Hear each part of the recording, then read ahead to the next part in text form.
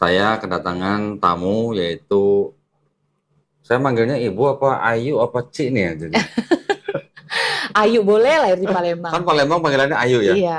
Wong kita Ci, galau ya. Ci juga boleh karena Mama ada Chinese Medan, tapi terserah kayaknya Ayu kali biar Ayu seru ya, ya. berarti Ayu Sinta ya. Ya, Assalamualaikum Ayu Sinta ya. ya.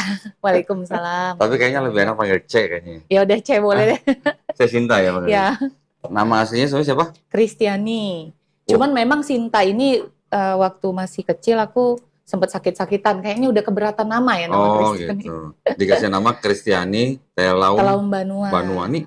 Marga mana? Marga Nias. Oh Nias, orang tua Nias. Papa Nias, Mama Chinese Medan. Oh, Mama sayanya apa? Sechua. Wih, Secua. Kalau saya setan. Oh, pantas. Oh, enggak bercanda. Lo kan tan kan? Iya, iya Setan betul. pasti kan? Masya Allah. Nah ini, oh jadi diganti namanya jadi Sinta. Karena waktu itu sakit-sakitan. Kalau orang dulu kan percaya tuh. Dan kebetulan ada Kopo Ipo lah ya yang mereka Ipo. jago dengan yang maksudnya yang seperti itu, Iya, tahu iya. lah, ada ilmu kebatinan gitu. Wah, nama anak lu nih berat katanya. Ganti deh katanya. Udah Kan gitu. Kristiani, kok berat? Ya, kayaknya keberatan emang sejak lahir. Ya, ya, ya. Oke, nah, Cesinta ini bersahadat kemarin ketemu kita di restoran Long Feng Tang ya, Iya, Bintaro Long ya. Waktu itu Cesinta habis bersahadat sama Wewe, kan Iya. betulnya Ciwewe. Nah, saya memang waktu itu dikirimin KTP-nya sama Kohani Kristianto. Katanya ada mau bersahadat di Long Feng Tang. Alhamdulillah pas saya lagi mampir, ketemu ya kita di sana ya. Iya, nggak nyangka juga Nggak pas nyangka. lagi Jadi- ngefansnya lagi. Oh, jadi ceritanya habis servis motor, saya pulang mampir, memang lapar mau makan. Mm-mm. Saya nggak tahu ketemu Cesinta di situ. Nah, alhamdulillah sekarang jadi kita ketemu mau ngobrol-ngobrol gitu ya. Nah, seperti biasa nanti gini, biasanya saya mau nanya nih, Cinta dulu gimana ceritanya gitu, kok bisa dari kecil berarti Kristen kan? Dari lahir Orang tua Kristen. Kristen banget papa ya. Mama tuh sebenarnya dari Buddha dulu. Oh gitu. Ya. Nah, terus pindah ke Jakartanya kapan? Pas waktu saya waktu itu masih menikah dengan ya ini ya dengan mantan saya lah ya. Oh mantan, berarti Iya. udah bisa. Sudah pisah tapi memang masih belum keluar surat segala Lagi macam proses. kayak lagi proses gitu. Saya pindah benar-benar di sini tuh nggak punya siapa-siapa. Oh gitu. Maksudnya nggak, saya tinggal sama cicinya waktu itu dulu segala macam ya. Pindah Jakarta tahun berapa? Pindah Jakarta itu tahun 2007, 2007-an ya 2007. Dan termasuk apa namanya mantan saya itu ya. Dia itu menerima Kristen ya waktu itu. Sebelumnya Buddha sebenarnya Buddha. Oh berarti waktu nikah suaminya masuk Kristen? Masuk Kristen. Aku diinjili gitu? Iya memang saya itu kan dari dulu kalau soal agama, terutama soal Alkitab itu seneng lah kayak mempelajari, ngebaca, ada selalu saat teduh tuh selalu ada saat teduh tiap pagi gitu. Ya, kan ada istilahnya tuh 4M, menyelidiki ya kan, gitu kan, membaca ya kan, menyelidiki, meneliti, melakukan gitu kan, yang kayak gitu kalau dulu ya waktu pada saat itu. Sebenarnya memang dari dulu waktu masih kecil ya ada pertanyaan-pertanyaan karena di dalam Alkitab itu ada hal-hal yang menurut aku tuh kayak ada kontradiktif. Cuman karena iman itu sudah lahir dari lahir gitu ya, maksudnya sudah ada dari lahir. Sorry, sudah ada dari lahir. Ya. Jadi kayak berusaha, enggak lah, aku aja yang emang belum paham, aku belum menyelidiki lebih jauh gitu. Sama, saya juga dulu pernah gitu. Oh ya, kalau Koko juga sama. Apapun yang janggal yang waktu kita lihat, ya sudah imani saja. Gitu. Iya, imani saya setuju, kayak gitu. Papanya pendeta atau gimana? Bukan. Papa itu sebenarnya dia bukan pendeta juga, dulu juga sebenarnya bukan Kristen yang benar-benar menjalani kekristenan ya maksudnya. Pada saat itu ya Kristen aja, Mama pun masih menikah secara Kristen tapi masih Buddha gitu, masih sembahyang, pegang hio gitu-gitulah. Even kita waktu masih sampai SD, SMP itu masih pegang hio dulu malah, masih gitulah ya maksudnya. Sama kan, sih. Kan siope gitu kan biasalah kok. Di rumah dulu ada patungan kok nggak? Kalau di rumah enggak. Karena kan memang papa sekalipun dia dia ibarat kata Kristennya KTP, tapi orang Nias itu memang benar-benar kental Kristennya gitu. Enggak, yang mami. Oh, mama nggak di rumah Akong sama Ama yang ada. Akong sama Ama itu bahasanya masih ini ya, ada Akong ada siapa. Maksudnya masih benar-benar ada abu Iya. abu di situ disembayangi. Kalau di rumah saya dulu ada itu patung Kongkong. Oh, lebih susah dong miara aja. Miara. Kok tahu sih miara? Ya kan emang tiap gitu. hari kan harus Iya, kan, kalau nggak dikasih makan gitu kan. iya, kalau nggak ya susah gitu. Nah, terus gimana ceritanya udah di Jakarta? Udah di Jakarta menikah, punya anak. Nah, sebenarnya setelah saya review di sini nih, kadang wanita itu memaksakan diri mengganti posisi untuk menjadi tulang punggung. Ya kan? Terus? Itu sering banget tuh. Dan akhirnya ketika wanita menjadi tulang punggung, mulai nih karakter cowoknya muncul. Merasa dominan gitu kan. Dan dari waktu awal padahal niatnya pernikahan, nanti kita kalau misalnya sudah nikah ya udah deh, aku aja kayaknya kan dari sisi karir, dari sisi pendapatan aku lebih gede, ya udah deh, aku kayaknya yang kerja, kamu stay build usaha dengan tujuan harapannya kita bisa bareng-bareng nih, selalu bareng. Tapi beriring berjalannya waktu aku nggak lihat apapun gitu loh. Dan yang tambah sering itu malah ribut gitu. Tapi banyak aku tetap ke gereja gitu kan. Maksudnya bahkan even sempat jadi song leader, singer, sampai dipercaya jadi pembina, bendahara juga di gereja gitu kan. Nah, gerejanya apa nih dulu nih? Sebenarnya kalau waktu aku pada saat bertobat ya keluarga kita waktu itu benar-benar bukan bertobat, maksudnya menjalani kekristenan itu benar-benar menjalani kekristenan pada saat kita ketemu yang namanya gereja GPDI.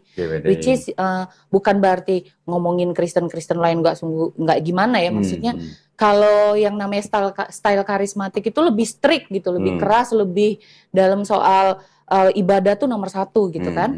Nah, waktu itu saya di GPDI Hosana Palembang. Hosana itu awal. Nah, awal-awal di situ udah di situ jadi singer, song leader segala macam. Itu sebelum ke Jakarta. Sebelum ke Jakarta. Jadi memang sudah ada bibitnya nih keluarga semua. Kenapa papa akhirnya sekarang tuh benar-benar Kristennya dia jalanin banget, keluarga semua. Ya berawal ketika ketemu gereja yang tepat. Kalau istilahnya dulu tuh bertumbuh gitu, ya kan istilahnya dulu. Terus setelah ke Jakarta, gerejanya setelah apa? ke Jakarta sama GPDI juga. Awalnya bukan GPDI, awalnya nyari. Banyak gereja-gereja besar itu kayak ngabain orang kan. Ternyata ketemu gereja rumahan bener-bener ngerangkul kayak keluarga Sistem gitu. keluarganya bagus. Iya, keluarganya bagus gitu. GPDI apa dulu? GPDI yang di Jakarta ya, di Tangerang tepatnya itu di GPDI Aletheia. Iya, jadi song leader, singer, bendahara, bahkan sempat jadi pembina juga. Pembina, tapi pembina ini ya pemuda pelajar gitu, pelajar pemuda seperti itu. Song leader ya, berarti ini dong. Iya, kayak ngelit pada saat. Nyanyi dong. Berarti bener nyanyi dong. Bingung aja kenapa sih sama tuh. Nah, terus gimana perjalanannya kok berapa tahun di gereja itu? Di gereja itu sejak tahun berapa ya? Stella itu umur 3 tahun. Aku nikah 10, umur 3, berarti 2013 ya. 2013 lah. Waktu itu di situ sampai di 2022. Sampai tahun kemarin? Lama juga ya berarti ya? Iya, sampai tahun kemarin. Ya, karena memang sudah terbentuk kan kasih itu, meskipun bukan berarti maksudnya saya hidup kudus dan sempurna sekali ya, maksudnya banyak juga kesalahan yang saya lakukan, tapi buat saya jadi berkat, buat saya nolong orang itu hal utama pada saat saya dulu masih di Kristen. Ternyata ketika saya mempelajari Muslim pun, ya kita kalau nggak hidup buat orang lain juga percuma gitu, ujung-ujungnya gitu kan, nggak akan diterima juga sama Allah. Terus gimana ceritanya dari song leader kok bisa tertarik dengan Islam gitu? Nah, awalnya karena kemelut rumah tangga sih sebenarnya, kan ribut segala macam, kemelut. Jadi kadang-kadang tuh beribadah nih, tapi kok kelakuan gue begini, tertuduh terus kan. tapi tetap memaksakan diri untuk hidup, gue harus kudus, gue harus kudus, gue harus kudus gitu. Nah, ketemu sama orang-orang yang alhamdulillah dari dulu tuh sebenarnya aku kalau debat sama maaf dengan Muslim tuh. Oh, sering debat sama Muslim? Iya, dulu kan sempat pacaran sama Muslim nih. Ya, gitu. Ya saya pacaran sama Muslim beberapa kali. Waktu itu sempat yang pertama malah namanya Ki Agus. Waduh. Tapi tetap nggak bisa meruntuhkan iman aku gitu. Sampai malah pernah Muslim yang satu lagi sampai bawa ke rumah malah mau jadi Kristen. Gitu. Oh gitu. Sudah ikut kegiatan malah. Nah sampai even yang mantan suami saya juga kan ini.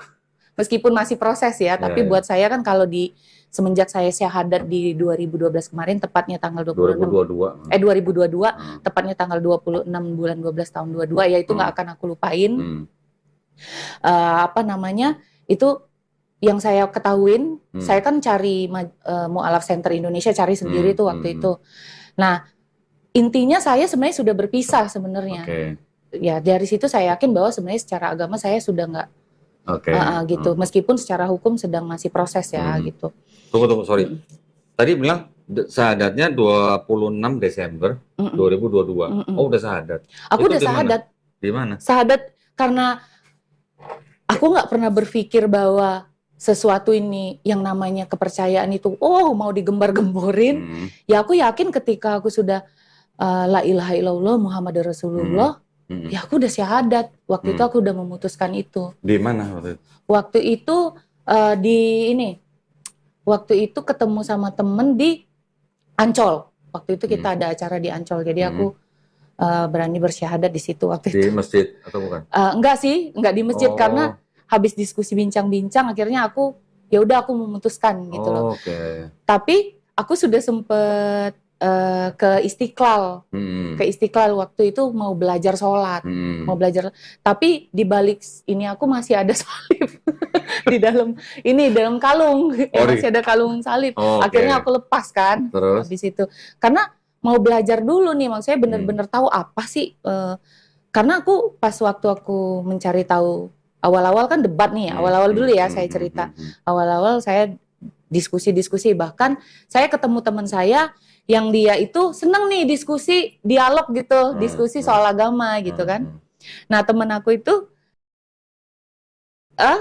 salah satunya ya itu juga. Nah jadi waktu itu tuh ngobrol, dia ngomong bahwa ada temennya katanya itu dia masuk Muslim dari Kristen, orang Batak katanya gitu kan. Aku sempet ketawa di dalam hati sih. Ngetawain maksudnya? Ngetawain dalam hati. Itu mah pasti abal-abal, dia nggak ngerti, dia nggak punya pegangan yang pasti gitu kan.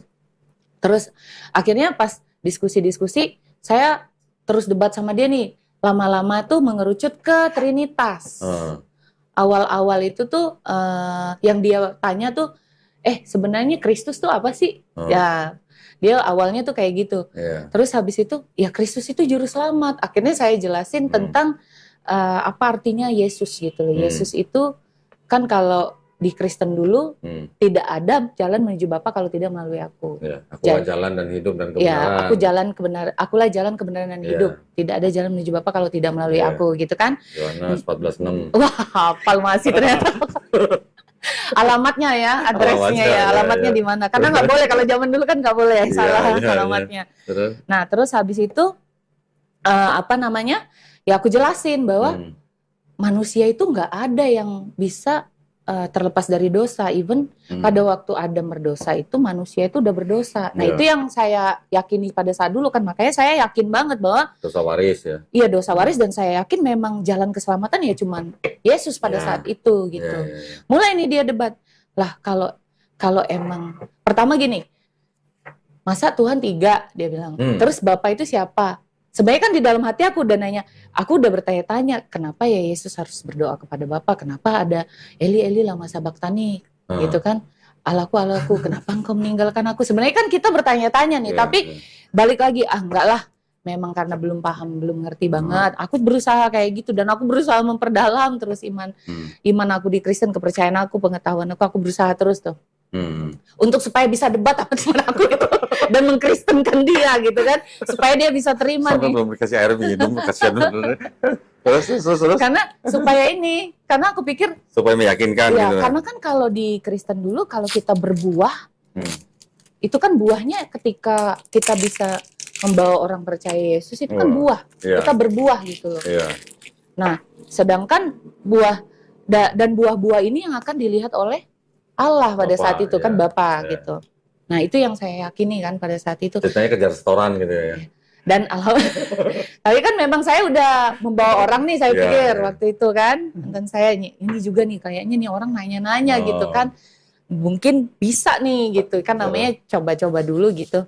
Iseng-iseng berhadiah gitu ya. Iya kan.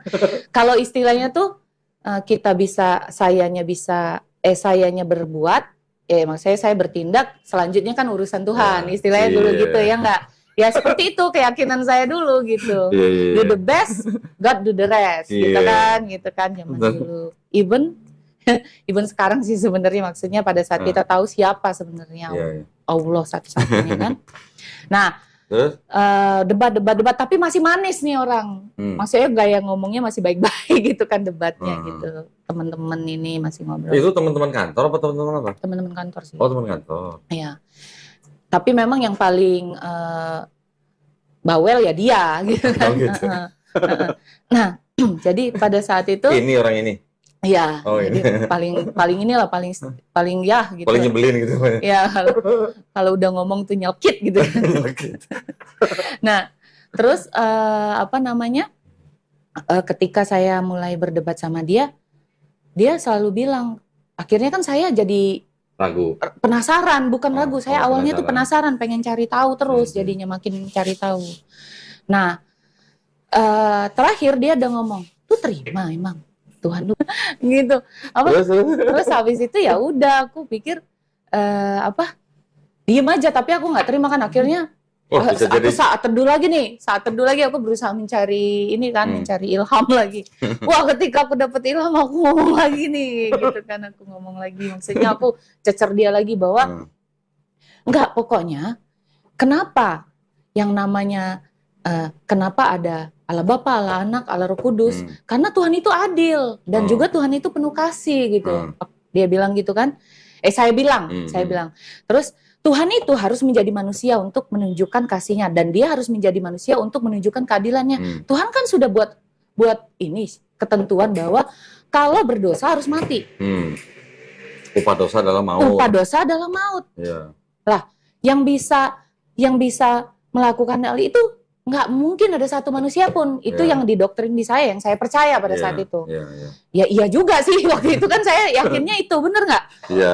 Koko juga waktu itu kan dulu gitu. Iya. Enggak kok. Jadi bahwa bahwa Yesus mati buat manusia karena kasih, dan Bapa itu adil. Bapa itu memang megang kata-katanya. Ibarat saya sampai ngomong, masa Tuhan ngejilat di ludahnya lagi, dia sudah buat hukuman, terus diganti hukumannya. Sampai aku ngomong gitu loh. Karena dia kan sudah mulai ngomong gitu, aku juga ngomong gitu dong. Pada saat itu ya, debatnya. Terus akhirnya pas waktu setelah berlanjut seperti itu, berlanjut ngobrol-ngobrol, dia ngomong, lah kan dia Tuhan. Terus? Dia maha pengampun, dia maha pengasih, yang ngampunin tinggal ngampunin aja. Mulai itu, di situ mulai terusik saya. Kenapa harus repot-repot jadi manusia gitu ya? Iya, maksudnya itu karena sekarang gini, kalau Yesus mati buat seluruh manusia, lah perjanjian lama gimana? Umatnya Nabi Musa siapa gitu yang? Iya kan dia. Terus intinya kalau yang dulu kan berarti intinya sudah diampuni, ya udah diampuni. Makanya Musa, Abraham, Ishak, Yakub yang kita percaya. Nabi Elia, ya kan, yang Nabi Elia bahkan diangkat. Dia belum ketemu Yesus. Ya kan, sudah diampuni nih. Sudah diampuni. Lah kenapa harus ada Yesus? Berarti gitu? kalau gitu kan, kalau memang keturunan Adam dan Hawa ini bawa dosa waris, berarti kan orang-orang sebelum Yesus pun udah bawa dosa waris kan? Iya, harusnya dihukum juga kan? Iya, itu siapa yang ngampunin gitu kan? Ya, itu yang pertama, mulai semakin aku mulai penasaran juga kan. Awal-awal aku yang seperti saya bilang, udahlah enggak gitu. Nah, pas mulai terakhir ke arah yang ke sini-sini lagi, ya dia tinggal ngampunin doang. Maha Pengampun, ya suka-suka dia lah, dia kan Tuhan ibaratnya. Tuhan bisa melakukan apa aja gitu. Jadi semakin ke situ kan saya mikir juga gitu loh. Intinya kalau memang seandainya Allah mau mengampuni, ya mengampuni aja. Kan Maha Pengampun harusnya. Maha Pengampun gitu. Maha Adil, ya dia tetap adil. Karena ternyata di Muslim, lu punya dosa, lu akan tetap akan dihisap kan nantinya gitu. Yang itu yang orang Kristen nggak tahu. Karena mereka nggak mau mempelajari. Kalau istilahnya pada saat saya ngomong itu, pada saat kita mau mempelajari sesuatu, kosongin dulu gelasnya. Ada tuh istilah teman saya yang ngomong kayak gitu kan. Gitu ya. Jadi kalau pengen tahu, kosongin dulu ke gelasnya. Itu ngumpet mulu mukanya. Kosongin dulu gelasnya gitu kan. Karena kalau ada isi susah pasti. Ya kan kecampur-campur. Jadi akhirnya di situ saya mulai mencari tahu, saya mulai gelisah. Nah, disinilah titik mulai journey-nya. Waktu itu kan ngebahas agama samawi. Di situ mulai saya merasakan dari yang logik tadi menuju kolbu. Jadi pada saat itu entah kenapa memang momennya saya nih harus ke gerejanya adik ipar saya. Nah, waktu itu karena mamanya adik ipar saya itu kan meninggal. Jadi saya nggak sempat gereja di tempat saya kebaktian lah di gereja dia supaya sama-sama bareng-bareng ke sana. Saya itu lagi penasaran agama samawi itu apa. Saya sampai di situ. Sampai di situ yang dibahas agama samawi. Kayak kejawab gitu, kepenasaran saya, ya kan? Ternyata agama samawi itu dia bilang dulu agama samawi itu ada 3, Yahudi, Kristen dan Islam. Gitu. Nah, dan pada saat dia berdoa, dia menyebutkan Allah Bapa, Allah Anak, Allah Roh Kudus, Allah Abraham, Allah Ishak, Allah Yakub. Tapi nggak nyebutin Allah Ismail. Kalau di Al-Baqarah kan Allah Ibrahim, ya kan? Allah Ishak, Allah Yakub, Allah Ismail, ya kan? Nah, kalau di sini Allah Abraham, Allah Ishak, Allah Yakub. Ismail nggak disebut. Nggak disebut. Tapi kan berarti ini Allah yang sama yang kita sembah, berarti punya power. Gitu loh pada saat saya di gereja itu. Tapi ya enggak lah, saya harus terus mempelajari gitu kan. Saya nyanyi, saya terus ke gereja sampai saya masih tetap jadi song leader. Saya mulai nggak mau pelayanan lagi itu antara September Oktober deh, saya ingat aku. Mulai dari situ aku mulai tolak terus pelayanan. Karena hati udah mulai ini kan. Jadi sebelum itu masih jadi song leader tapi galau gitu. Tapi aku paksain supaya iman aku jangan goyah gitu kan, tetap gitu kan.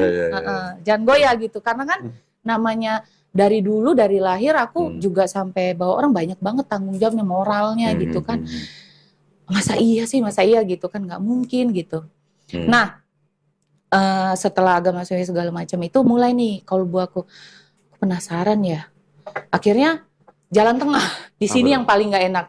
Kayak aku tuh dipersimbangkan gimana sih, kayak biasa hidup punya pegangan, nggak punya pegangan nih kok. Kita di tengah mau Kristen iya, Muslim nggak juga, ya kan?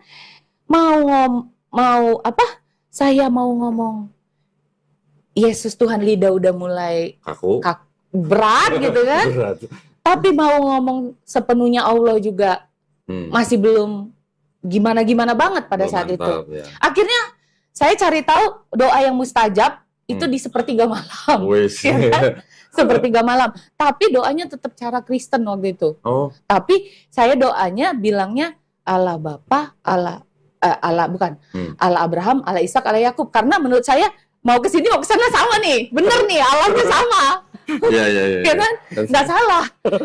Saya bilang. Terus jadi saya bilang, ya Allah tolong kasih tahu saya sebenarnya Yesus itu Tuhan apa enggak sih? Saya berdoa saya berdoa kepada Allah Bapa, Allah Abraham, Allah Ishak, Allah Yakub. Saya bilang gitu karena kan sama nih. Ya, saya nanya nih. Itu sepertiga malam pertama. Nah, di situ journey kalbu makin kelihatan. Saya mulai ada beberapa penglihatan. Jadi saya pada saat berdoa itu tampak kayak ada gambar salib silver besar, itu menenggelamkan ada cairan emas seperti itu menenggelamkan si salib itu sampai benar-benar hilang. Oh, salibnya yang tenggelam. Iya, salibnya tenggelam. Oke. Cuman apaan ya? Cuman kan saya simpen dalam hati, maksudnya enggak lah, enggak apa-apa, itu masih belum pasti, belum jelas. Nah, yang kedua, saya kayak di atas ngelihat langit cerah banget biru seperti itu, kayak ada aliran sungai gitu kecil juga. Nah, di situ ada apa? Mengalir lagi nih yang emas tadi, cuman keluar kayak huruf Arab gitu. Cuman saya nggak ngerti itu apa artinya kan, namanya saya nggak ngerti. Nah, di situ mulai nih saya nanya-nanya nih, tapi jujur saya masih pakai kalung salib. Saya mulai nanya sama teman saya, itu kok ada penglihatan begini-begini ya, begini-begini. Saya cerita gitu kan, maksudnya saya melihat salib, terus yang kedua baru saya open gitu. Nah, pas saya ngomong cerita tentang itu, dia tunjukin tulisannya begini nggak? Sampai 3 kali, yang ketiga ternyata la ilaha illallah. Oh, insyaallah. Dan tulisannya begitu. Iya, dan pada saat saya lagi doa yang malam-malam yang saya penglihatan itu, hati saya benar-benar tergerak untuk membaca Al-Ikhlas. Makna Al-Ikhlas. Nah, setelah itu di tengah hari kan hati saya lagi gunda-gunda gulana. Nah, ingin menenangkan hati saya itu la ilaha illallah, la ilaha illallah. Hati saya tuh pengen ngomong itu terus, suruh banyak-banyak. Ternyata pas ketemu teman saya, itu la ilaha illallah. Sampai aku nggak habis pikir. Sampai merinding juga ya. Saya sampai nggak habis pikir itu kenapa. Maksudnya kok, ya udah itu kan makin perjalanan logik saya dilengkapi dengan perjalanan itu juga gitu loh. Saya tahu Allah tuh tahu banget cara nyentuh hati saya. Gitu. Nah, akhirnya di yang ketiga di sini yang akhirnya saya ada melihat ada masjid sama taman-taman di depan itu bagus banget bunga.